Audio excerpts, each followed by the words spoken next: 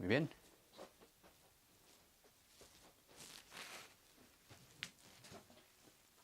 Mi nombre es Eduardo Portas y hoy vamos a ver una intro a Hobbes, Rousseau y Marx.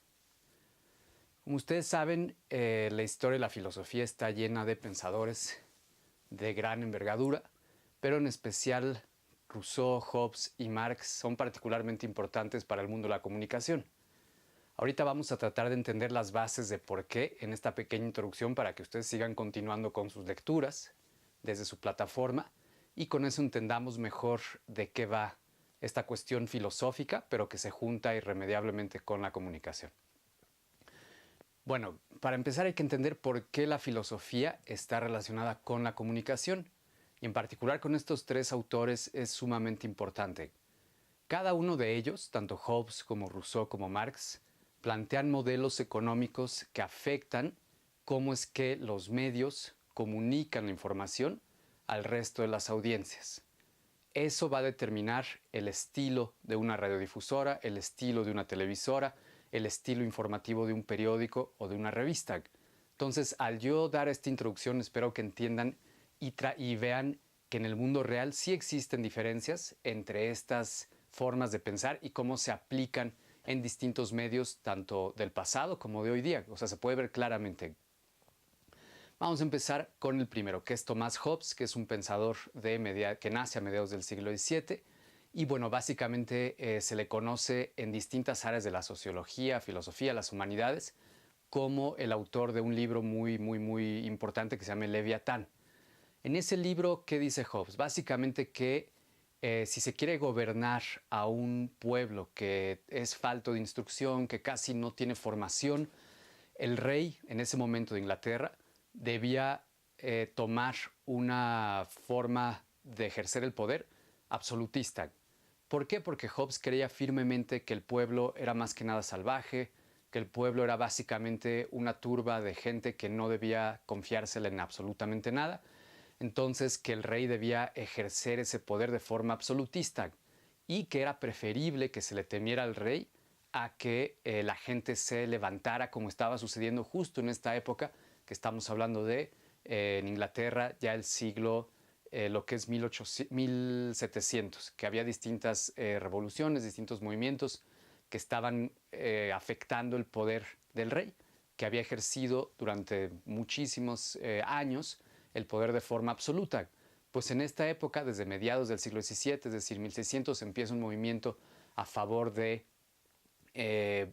leer o ilustrarse. Y entonces, como empieza en Francia, en Inglaterra no es ajeno tampoco a esta situación social. Y a lo largo de todo 1700 es cuando surgen distintas revueltas, tanto en Inglaterra como en otros países de Europa. Hobbes escribe ese libro para el rey y básicamente le recomienda que ejerza su poder en absoluto y que es preferible que la gente le tema. Y con eso es un mandato completamente vertical, es decir, de arriba hacia abajo. Eso va a cambiar radicalmente con la Revolución Francesa, que como ustedes saben es a finales del 1700, sobre todo con los escritos de un pensador que se llama Jean-Jacques Rousseau. ¿Y qué es lo que dice él? Bueno, básicamente él es completamente opuesto a Hobbes y lo que plantea es que el poder debe provenir de la gente. Es decir, si bien no creía en la democracia moderna como hoy la conocemos, sí fue un impulsor de que el pueblo es el que debe ejercer el poder. Todas estas ideas ilustradas que venían ya del pasado y que el mismo Rousseau fue un gran impulsor de ellas en Francia, sirven para plantear las bases de lo que es la Revolución Francesa y cómo es que se ejerce el poder. Ustedes saben, en Francia también había un monarca que ejercía su poder de forma absolutista y lo que hace Rousseau es cambiar radicalmente esa forma de ver la realidad y dice de ahora en adelante el pueblo es el que debe tener el poder para ejercer una sociedad más justa. ¿Por qué? Porque cada persona tiene derechos fundamentales, no por ser rey y por tener un don divino debe tener mayor influencia social o debe tener mayores privilegios que una persona del pueblo. Entonces, con ese esquema, Rousseau cambia radicalmente la realidad de Europa y también otros pensadores, no nada más Rousseau, otros pensadores que estaban con él en esa época. Es sumamente influyente en el pensamiento de otros países. del mismo Estados Unidos y claro, en México es importantísimo también para la independencia mexicana, pero eso será tema ya para otra ocasión. Con Rousseau básicamente hay que entender que es opuesto a lo que dice Hobbes y que se da en un contexto un contexto sumamente revuelto socialmente. En toda Europa, tanto en Inglaterra como en España, como en Francia, había muchísimo cambio social, había muchísima gente que se estaba levantando, revueltas constantes, tanto por situaciones económicas como por situaciones sociales. Después, ya en el siglo XIX, mediados del siglo XIX, tenemos a un pensador importantísimo que se llama Carlos Marx. Carlos Marx plantea básicamente una gran crítica al capitalismo y al ejercicio del poder desde el punto de vista del capitalismo. Y lo que dice básicamente es que no importa la forma de gobierno, tanto monarquía ilustrada como democracia, como se conocía en ese momento con Rousseau, como monarquía ilustrada, como monarquía parlamentaria. Para Marx daba igual. La cosa es que había dos clases sociales básicamente, que eran los burgueses y aquellos, es decir, aquellos que eran dueños de los medios de capital, y por abajo de ellos estaba el proletariado. Entonces, ¿qué es básicamente lo que dice Marx? Que a lo largo de la historia tenemos esta situación que se llama materialismo histórico, así lo define él, que es que la gente siempre va a buscar mejorar su materialidad, su aspecto de vida material. Es decir, a Marx no le interesa tanto la vida espiritual, sino que le interesa que la gente se motiva por cuestiones materiales. Lo que quiere es mejorar constantemente sus condiciones materiales. Y esto es lo que deriva en revoluciones constantes o revueltas a lo largo de toda la historia de la humanidad. Entonces Marx lo nota de esa forma. Hay que entender también que esto ya es mediados del siglo XIX, cuando la era industrial estaba todo lo que daba en Europa y en Estados Unidos. Entonces Marx nota muchísimas desigualdades muy claras en las capas más desfavorecidas de la sociedad en Inglaterra y escribe estos, sobre todo El Capital, que es el libro más reconocido de él, escribe esta situación de cómo es que se mueve la historia, cómo es que se mueven las clases y cómo es que la economía se mueve a partir de esta cuestión de hay necesidades que la gente debe satisfacer. Entonces, cuando no se tienen los medios para satisfacer esas necesidades, la gente va a hacer absolutamente lo que sea para conseguir esos recursos materiales que le van a servir obviamente para desarrollarse, para comer, para ejercer su propia vida. Entonces Marx, como pueden ver, cambia completamente la forma de pensar tanto de Rousseau como de Hobbes. Los conocía ampliamente a estos pensadores Marx. Y lo que él plantea es un sistema radicalmente distinto, que es básicamente el comunismo. No hay que confundirlo con socialismo, porque socialismo ya existía antes de Marx, ya había sido planteado por diversos autores franceses antes de Marx. Y Marx lo que hace es proponer una forma completamente de gobierno que se llama comunismo.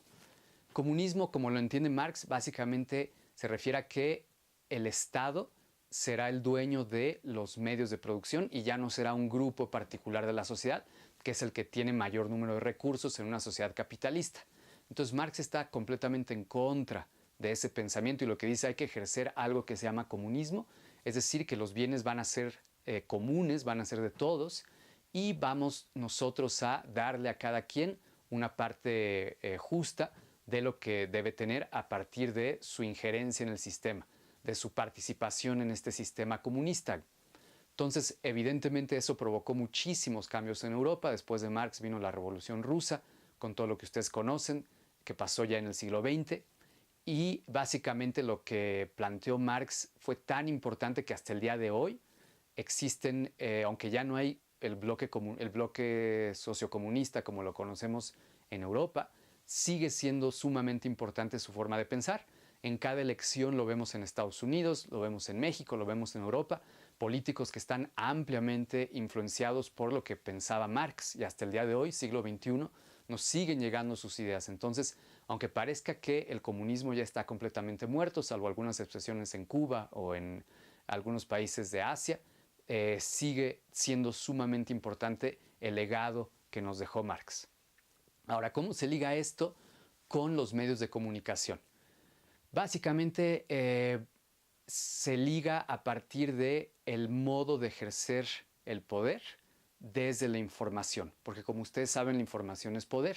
Entonces, los distintos medios van a tomar su forma tanto de estructura interna, de cómo se ejercen el poder adentro de los medios, como hacia afuera, a partir de las ideas de estos tres pensadores.